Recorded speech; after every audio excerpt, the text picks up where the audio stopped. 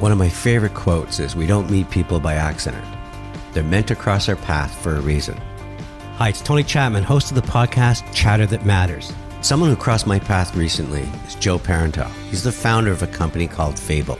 I met him when I was doing a mentoring event for Techstars. It's an organization run by Sunil Sharma, who you'll meet later in the podcast. He's one of our thought leaders. Joe was sharing the story of his company Fable. It's Vancouver-based, and they make premium crafted dinnerware that they sell directly to the consumer. My first reaction when I heard his story is that Fable didn't stand a chance against Wayfair and Amazon. So why is Joe and Fable our next feature story?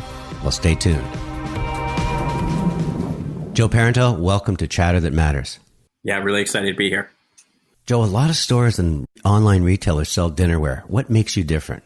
We sell directly to our customers, which allows us to really own the customer experience from end to end. So as opposed to designing it, creating it, and then just selling it to like a Pottery Barn or licensing it out, we then actually get to, give it to our customers and make that experience of, outfitting your home and creating a very special space at the dinner table. We get to do that from end to end, which is something that we're really excited about.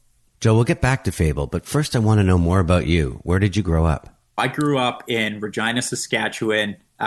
Just played a lot of golf growing up. I was very fortunate, got a golf scholarship to a school down in Missouri. Did you get a degree or just a lot of birdies? When I moved home to Regina, I actually was an accountant.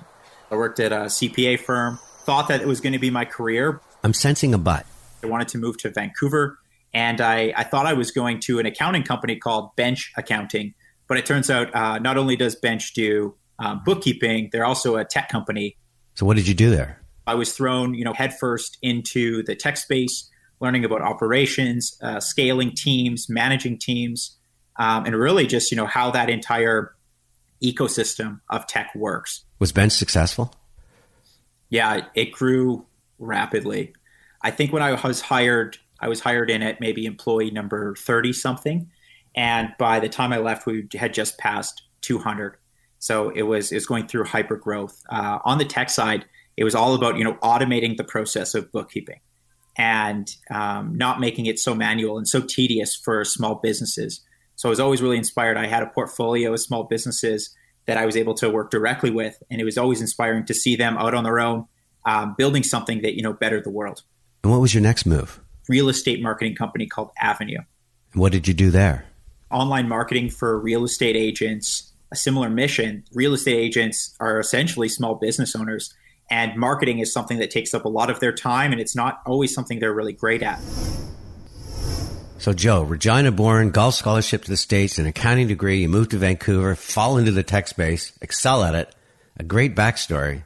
But why the plot shift to becoming an entrepreneur? That's such a good question. At the start, I never knew that I wanted to be an entrepreneur, but I did know that I loved to build things.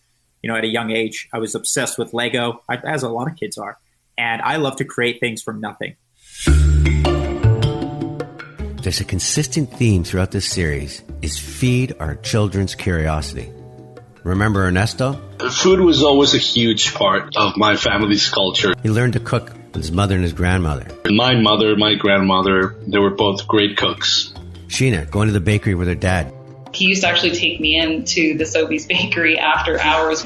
Joe growing up in a fishing village, and when the cod runs out, his boating skills are the bedrock to his whaleboat touring operation. As young people, our parents were telling us that the future didn't look bright in the fishery and that we probably should change our way of life. Time and time again, those first impressions turn into an impressive career. So Joe, building things from nothing with Lego is one thing, but building a business is very different. When I was at Bench, I think that was the time when I realized in the future I want to do this myself. I want to build a company that can make, an impact on the world, something that could be really big, a household name. Joe, I love the way you dream. Really big, a household name. And every kid with a guitar dreams of playing to a sold-out stadium. Every kid with a stick wants to score an overtime Stanley Cup goal. Dreaming's one thing, doing's another. How did you find your stage to stand on? Another really good question. We had really no experience doing direct-to-consumer goods, but I love interior design. Interior design is a big space. How did you narrow it down to dinnerware? I love, the concept of design in general, But, all of the co-founders, when we were talking about eating at home and hosting friends, that's something we're all really passionate about. Entrepreneurs are often labeled as passionate. And I suppose that's true, but I think a lot of their passion comes from focusing on areas they're really excited about and wanting to share that excitement with others. So, Joe, you launched Fable. It's a dinnerware company that sells direct to the consumer. How can you possibly compete with Wayfair or Amazon that sells everything to the consumer? When I think of, Amazon and Wayfair, they definitely create interesting products, but they're more of a curator. So they assemble products from different brands. So if they're a curator, what are you? We create the products ourselves, and we make sure everything fits together. So we offer far less choice than Amazon and far less choice than Wayfair, but all of our pieces go together really well, and they make outfitting the space really easy. Make sure everything fits together. Sounds like a young Joe playing with his Lego. Being on like a Wayfair website, you're going to scroll through 100 different dinnerware sets. At Fable, you can choose between a couple colors, but at the end of the day, all of our dinnerware, our ceramics, are all going to match our cutlery colors perfectly. Now, you design in Vancouver, but you source in Portugal. Why Portugal? We were looking for ethical craftsmanship and making sure that our products were sustainably made. So when we searched the entire globe to find partners that could do that, Portugal actually aligns to that really, really well. What else do you look for in a supplier? They also were able to do a lot of our designs and do it really well. And then I think finally the other really big component is we just wanted a really good working relationship with them. And, the Portuguese people they're so welcoming and so friendly. It just made a ton of sense. We could tell that they were going to be partners that we could work with for a very long time. So, Joe, where do you see Fable in the future? As we continue to build out products across the entire table, we really hope to take it across to more spaces in the home. How are you going to stay focused?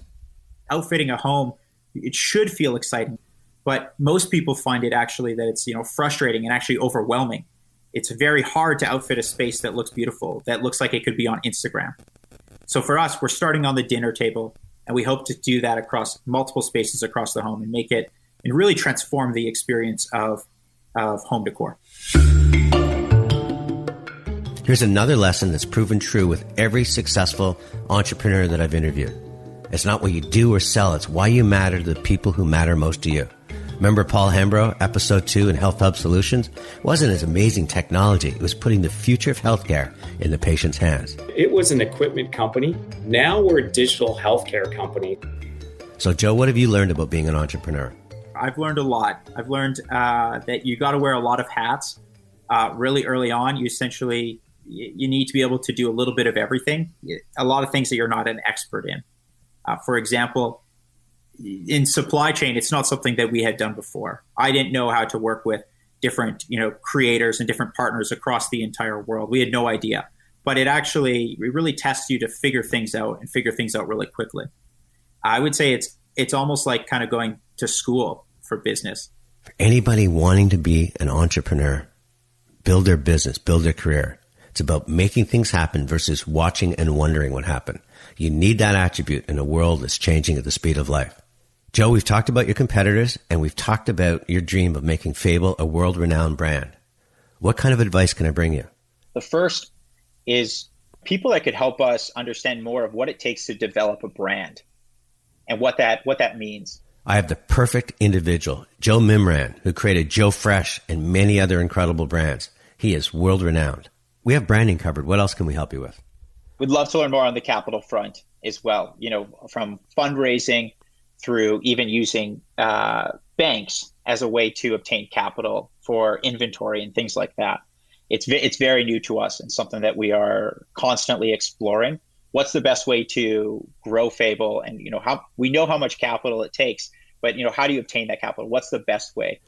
Joe, I'm going to ask Sunil Sharma, who's an absolute thought leader on how to scale technology businesses, and also Lori Darlington from RBC, who offered Tracy Shepard some incredible insights in our first episode of Series 1. I think having both their perspectives will help you put the blocks together to build your dream. Stick around.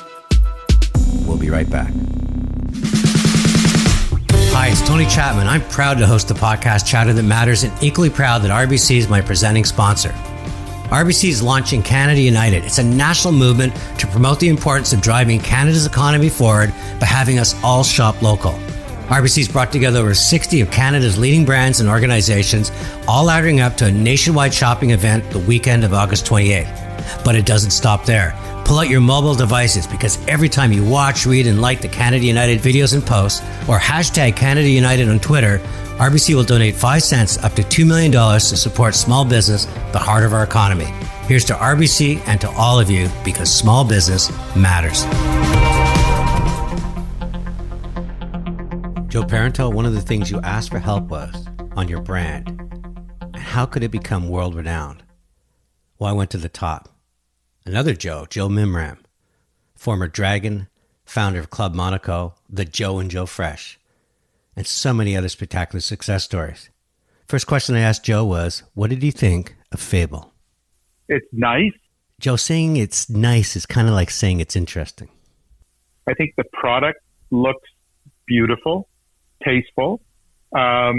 It's limited, a very, very narrow SKU base. Well, they can fix that. Any other concerns? It's not an inexpensive product. So then the real question is, can they take it to the next level?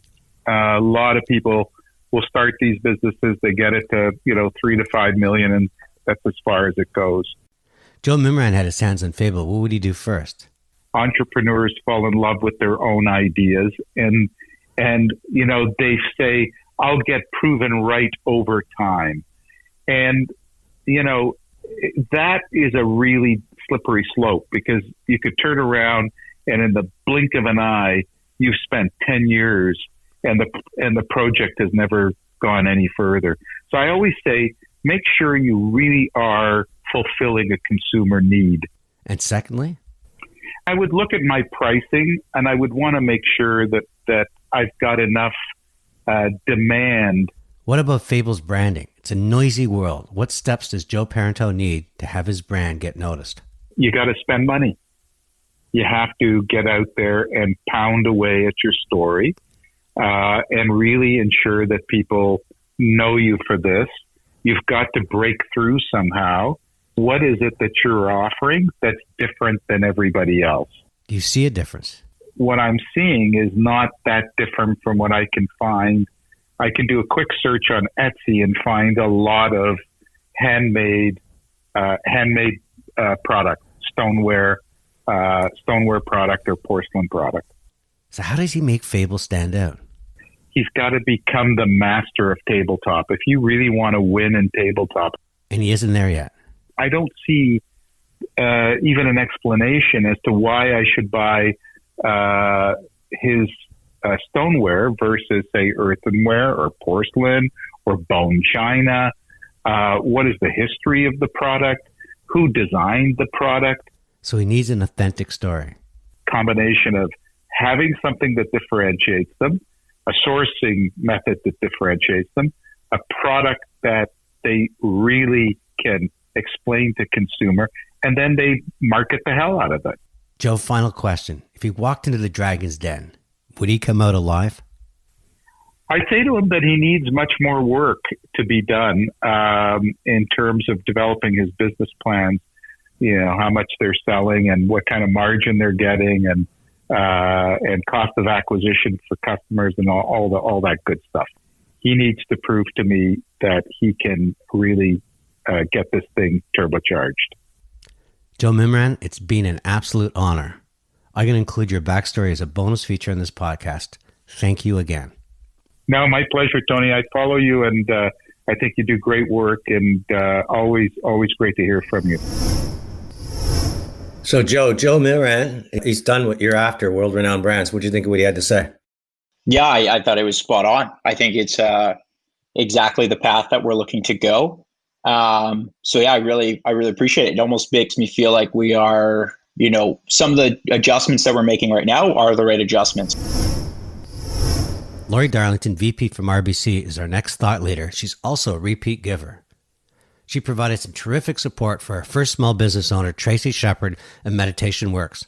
Lori, welcome back to Chatter That Matters. I've thoroughly enjoyed hearing all of the podcast series as they've continued to evolve. So well done and thank you. Well, Tracy and I have kept in touch, and I'm actually doing a team event with my team. Oh, that's amazing, Laurie, and your team will love Meditation Works. Now, my first question is, what did you think of Fable and Joe Parenteau? I just absolutely loved hearing Joe's journey and finding his way to entrepreneurship. I have huge respect for his company. So what did you respect most? Different small businesses that I speak to, one of the challenges that many of them have is figuring out truly what differentiates them from the competition. Joe Mimram wasn't that certain he has found that point of differentiation, but you feel differently. Why? There's no shortage of dinnerware choices out there, but what I love about what Joe has done is that he isn't just selling dinnerware. He is selling a unique experience, and it's everything that he's wrapped around and put into that product, around just doing something positive in the world. So its differentiation is absolutely key to success of a small business, and I think Joe's done a great job with that.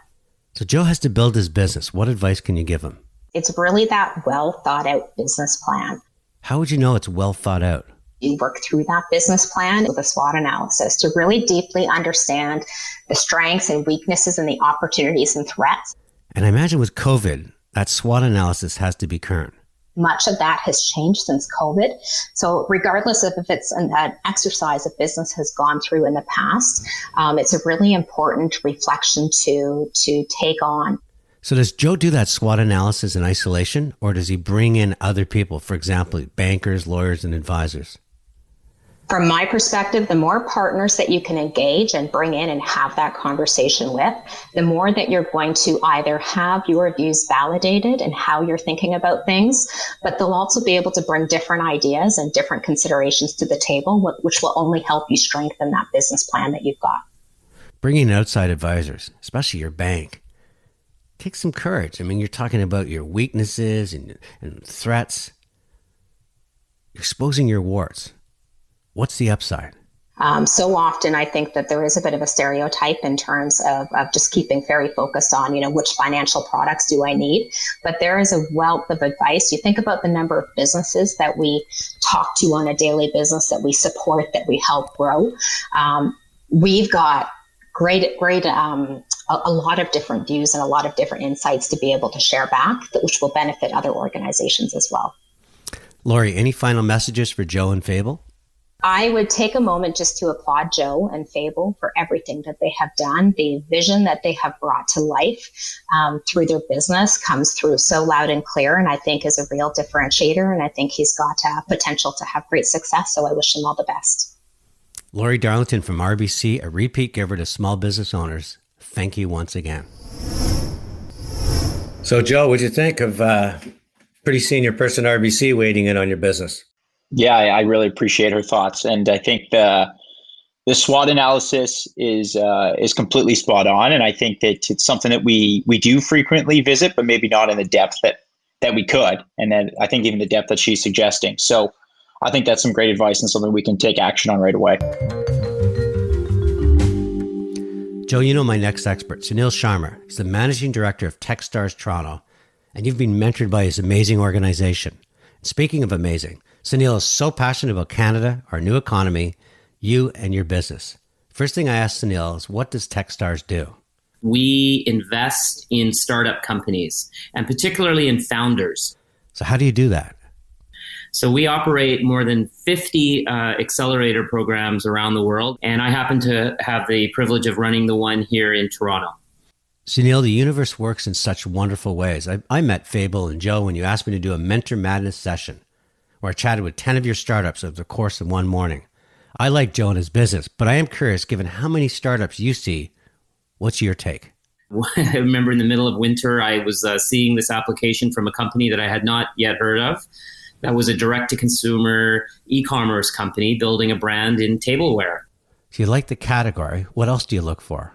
The first thing I like to do is kind of do a bit of investigation into the founders themselves. What did you discover? They had a team of 3 co-founders, which is generally a good start. It shows that there's a nice balance across the company. Anything else? 2 of them had been working at one of the more successful Techstars alumni companies of recent years. It's called Bench.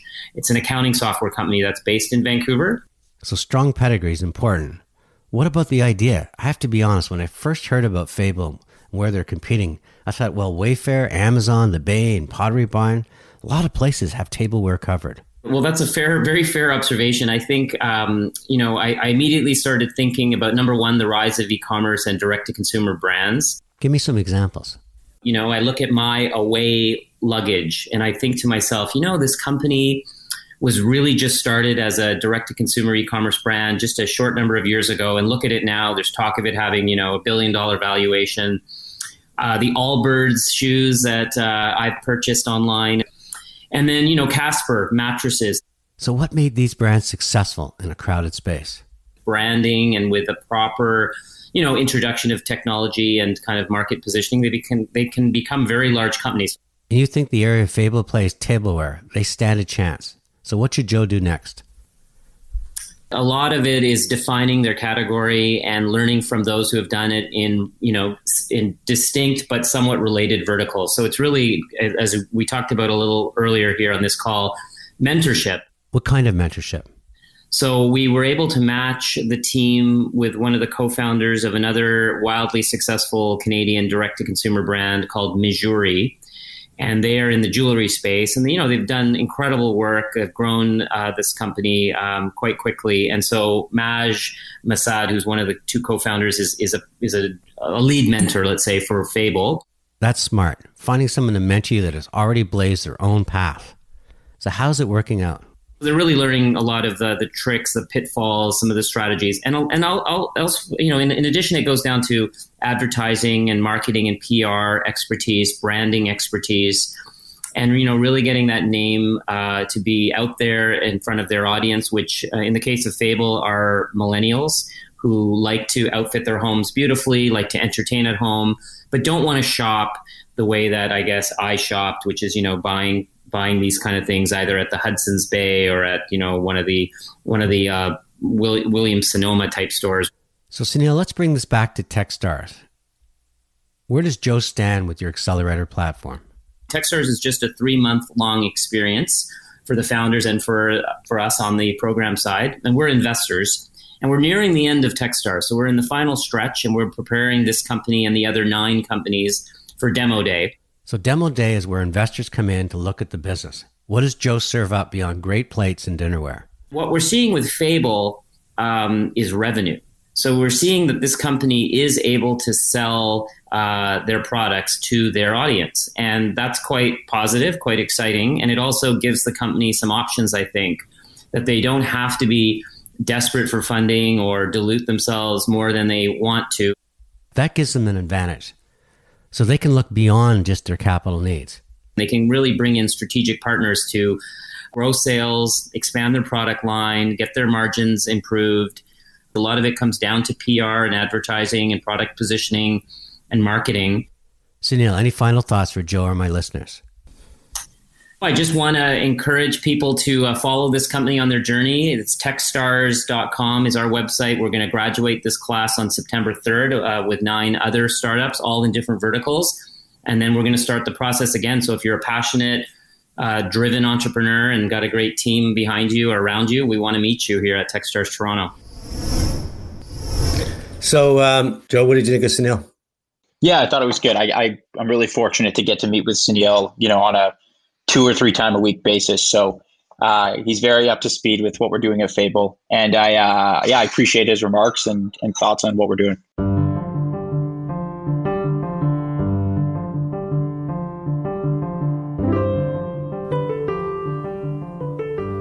Joe, you've had some incredible words of wisdom given you in this podcast. And I want to leave you with mine. Attention is the oxygen of almost all human endeavor.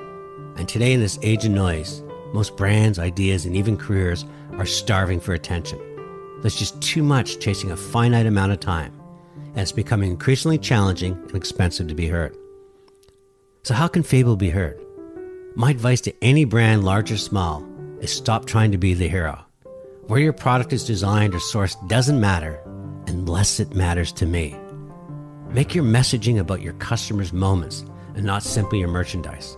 What happens at my dinner table? The parties that I throw, the unique food that I create and serve, the conversations that begin with an appetizer and then run late into an evening. And create some finishing touches as a surprise and delight. When I open my box, maybe there's custom napkins, or even offer and sell personalized napkin rings. Cross-promote by offering me an exclusive Crimes Against Humanity cards or a recipe card. Partner with other direct-to-the-consumer food companies, or even port from Portugal. Remember, above all, in this age of noise, you only matter if you matter to me. And with that, my friend, a toast to your future success. I really do appreciate it. Don't go away yet, otherwise you'll miss this exclusive Chatter That Matters bonus with Joe Mimram. Joe Mimram, everybody knows Club Monoco and Joe Fresh, and most recognize you as a dragon on Dragon's Den. But let's connect all the dots for my listeners and tell me a little bit about your story. Sure. I mean, I started way back. The minute I got my CA chartered accountancy, which a lot of people don't realize that I started that way. The minute I got it, I went right into business with my brother and my mother. We opened a small factory in the Spadina area right on Richmond. It was a 3-story walk-up, no heat in the winter and no aircon in the summer. And we started with 6 sewing machines, and I realized very quickly that really all the power was with the retailers or the big international brands. So we went down to New York. We tried to pick up Oscar de la Renta's brand. I met with Oscar, and he said, great, we're going to give you the brand for Canada, because that's what Canadians did. They never created their own brand. And as we were coming home, my brother and I were talking, saying, well, why are we paying him a royalty? Why don't we create our own brand? It was at that point that, life changed. We were so naive that sometimes naivete gets you to do good things. And that was a big turn for us. So we hired a woman, said, we're going to make you famous. You're going to be our designer. She left after 3 months saying she got a better offer. So we brought in Alfred Sung, said, we're going to make you famous. And within 3 years, he hit the cover of Maclean's magazine in Canada as the king of Canadian fashion. And we were relentless. We built one of the best factories in Canada, putting out high-end sportswear. And then in 1984, I had this idea. I couldn't find a perfect white shirt. I looked all over the place and created Club Monoco from that need. And we kind of fell into it, talk about radical transparency. We cut out the wholesale model. Everything was wholesale back then. Even Gap was Generation Gap, and they sold Levi's in their stores. So this idea of verticality really was very, very new. And the idea of one thumbprint across all categories, which is what we did with Club Monoco. We opened up in 85 to lineups on Queen Street every Saturday, and that continued for a long time. And then we went public, and then we went private, and we partnered with a bunch of people. And then I took the Club Monoco brand to Korea, took it to Japan, took it into the States. And then in 1999, I got a call from someone, vice chairman of Polo organization, and said, I love what you're doing. Can we get together for coffee? I said, fine, let's get together. I thought he was truly interested in just getting together for coffee. It didn't dawn on him. He said, well, can I fly up to Toronto to meet you? So I knew right there and then they were interested in the brand. And it shocked me because Ralph had never stepped outside of his own brand to buy another brand. So this was really quite remarkable. We had opened our store in New York in the Flatiron District in 1990, was 98, 96, 97. When he saw our store, he really wanted to have this as part of his portfolio. So we sold the company. I went, became a consultant, branding consultant, and I got a call from Loblaws, and they said, hey, can you do some home products for us? Because I had done a concept called Caban, which was all about lifestyle home products and developing furniture and things. So, that turned into, well, you've done all this home products for us. Will you do an apparel product? I said, well, that happens to be my absolute sweet spot. So we did that, created Joe Fresh, and that turned into, as you know, fairly substantial business. Became number one in dollars and units within 5 years of launching in Canada. So that was a great success. Then I retired about 5 years ago. I did the TV show Dragon's Den for 3 years. And then I got the itch again. And, now I've been consulting to Kroger's in the States and creating a line for them, and consulting to Staples in the States. I've created a bunch of lines for them, and I created my own line called Gray Matter here in Canada to Staples as well. And I've invested in a myriad of companies, and I'm also chairman of Gibraltar and Company, which is a PE firm that has a bunch of different investments. We're now in harvesting mode. That's fully invested, that fund, and still looking at all kinds of different opportunities. I love entrepreneurs, and I think I wrapped up my whole life in 5 minutes.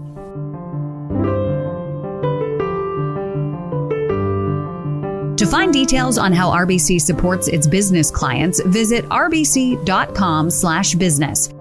You've been listening to Chatter That Matters with Tony Chapman. If you haven't already done so, subscribe to the show wherever you get your podcasts. You can connect with Tony on Twitter @Tony Chapman, through LinkedIn @Tony Chapman Reactions, or visit his website, TonyChapmanReactions.com. Chatter That Matters is produced by Tony Chapman Reactions and Eye Contact Productions.